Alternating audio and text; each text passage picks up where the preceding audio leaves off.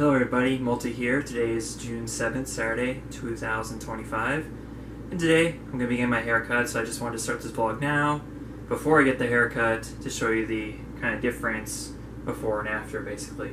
I have long hair in the back, basically, so like a mullet in the back, and on top, like I was trying to do like a classic side cut of sorts, but it just keeps on like, drooping down in front of my eyes, and I hate that so much, so that's why I'm just changing my hairstyle, basically, and also getting rid of the long hair, too, because it's getting on my nerves, so just wanted to start the vlog off, and then we'll continue on after my haircut.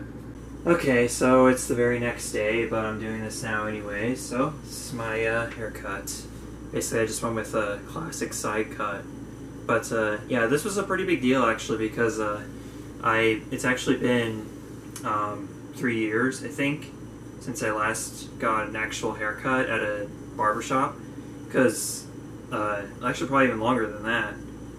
The last time, all I know is that starting in early 2022, in those last vlogs I made that whole year, that was right before I started just growing the hair out, basically, and sort of cutting it on my own, like trimming the bangs and the sideburns, but other than that, just letting the back grow out, basically. So yeah, finally got an actual haircut for the first time since then, and I think it turned out pretty well, actually. I'm pretty happy with this. If I want to try another hairstyle, I can do that in a few months when it grows out again, so yeah, so good stuff there. So now today is Sunday, June 8th. I haven't done an actual vlog since, well, actually the thing is I've been recording like a vlog here and there basically since then, but I haven't gone around to posting anything since the beginning of March, actually. Now it's been over 3 months, and more stuff has changed. There's been more things that have come up, but I guess today, now that I've got the haircut thing out of the way, I figured next thing I would share, the next big news of sorts, is that I got myself a Nintendo Switch 2. I got this the day after launch, basically. I decided that expressed interest, I guess they call it on Nintendo's website, to pre-order the console. But it was still sold out up until the actual launch of the console, so I didn't get a chance to pre-order it. But I just decided at that point, you know what? It's not a big deal if I'll just buy it if I come across it at a Walmart, because the thing is, like with my job, like the way I have a major advantage with my job that I do, because I go from Walmart to Walmart or whatever. Like we have so many different customers, but Walmart's our biggest customer, so I tend to visit like within a week or just like in general, there's like 20 different potential Walmarts like that I visit around Wisconsin, and so like if I figured just like any Walmart I go to, I can just like wander by the electronics section and see if they have any Switch 2s on sale. Well, the very next day after the launch of the system, I was at a Walmart out in Wausau, Wisconsin, which is like an hour and a half away. And I was about to take my lunch break. It was the first task of the day, and I happened to wander over the electronics section. They had one single Switch 2 in stock, and not only that, but it was the Mario Kart World bundle. So I thought, what the hell, I'll pick it up, because at least this way I can get Mario Kart World for only $50 as opposed to $80. And for $50 for a new console, I can't really complain, honestly. It's not that bad. People are really upset about like the prices of the games. I can understand that. Like, I'm not too happy about it myself. I already couldn't afford to get games that often as much as it is. At least the full price games. Because even then, like most games aren't going to be cost that much. We're talking about like the main AAA Nintendo games are going to cost that much for the most part. Not even all of them probably, because like, we had.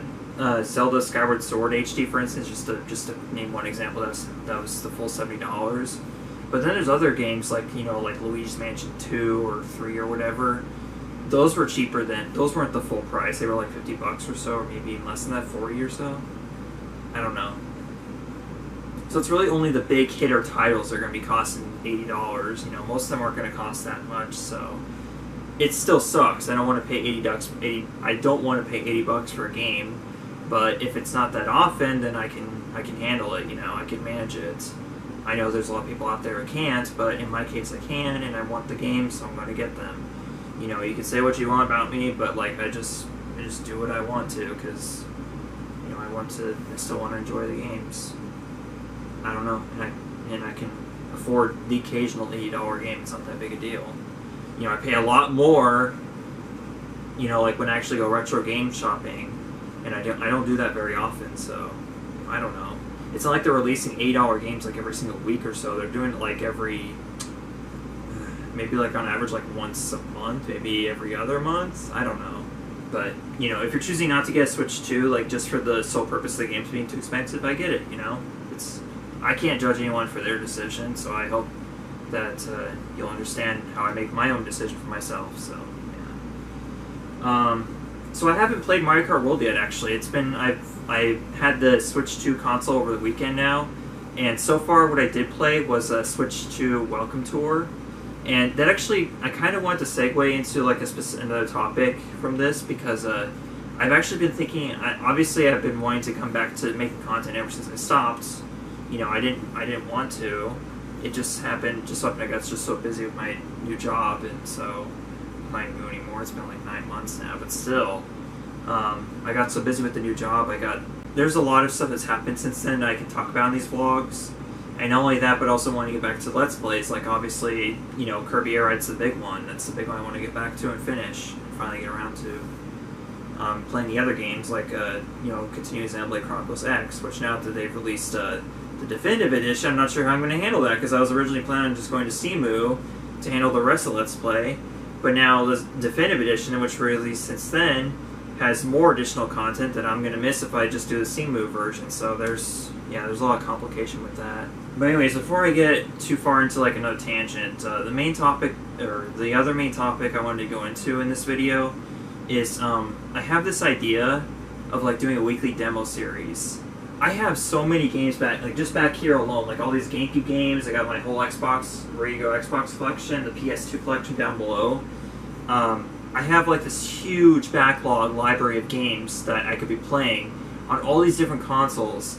I never get around to it. Like for all my life, I've played like the same, I don't know, like 50, 60 or some odd games like total in general, and completed them, or varying levels of completion sort of. But, you know, and I played Switch 2 Welcome Tour, obviously, on the Switch, too. And a few new games here and there. But the last time I remember actually branching out and actually trying a new game for the sake of trying a new game was, like, back in August 2017 when I played Super Paper Mario and Xenoblade Chronicles X for the first time ever. Like, I played them both at the same time for the first time ever. And I love those games, and I still love them to this very day. Of course, I've only played through Super Paper Mario once, whereas Xenoblade Chronicles X, I played through it so many times I can't even count it. Like, I played just as much as I played Zelda Breath of the Wild, which I also love. You know, I guess that's another example, which, well, that came before. Yeah, that came before Super Paper Mario and Xenoblade Chronicles X.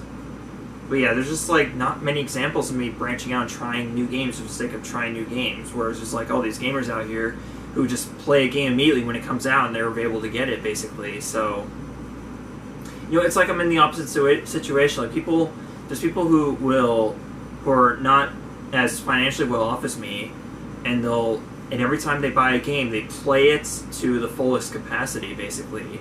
Like, they'll play it like non-stop until they can complete it, and then they'll move on to the next game, and so on and so forth. They'll almost never play the same game twice, basically, is what I'm trying to say.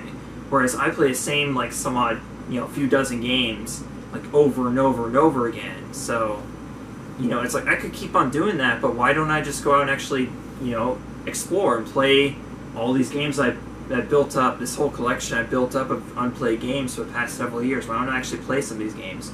Or help play all of them? You know, so that's when I came up with the idea for doing a weekly demo series. Every single week, I would come on here and play a game. You know, just go alphabetically, like, on one console or something like that, of all the games I haven't played. Well, even the games I have played, like, just go through and play every single game for, like, say, 30, 40 minutes per video, basically. And then I'll decide if I want to keep on playing the game, maybe turn to a full Let's Play, or just play in the backgrounds, you know, and eventually do a Let's Play of it, like, something like that. Or, hell, if I start playing a game, I hate it, like, immediately, then I could just stop the video there and say, yeah, this game sucks, and never play it again, so...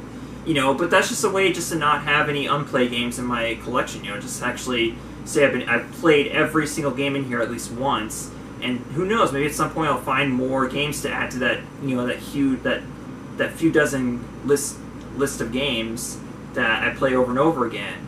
And soon I'll have like an actual collection of games that I really enjoy.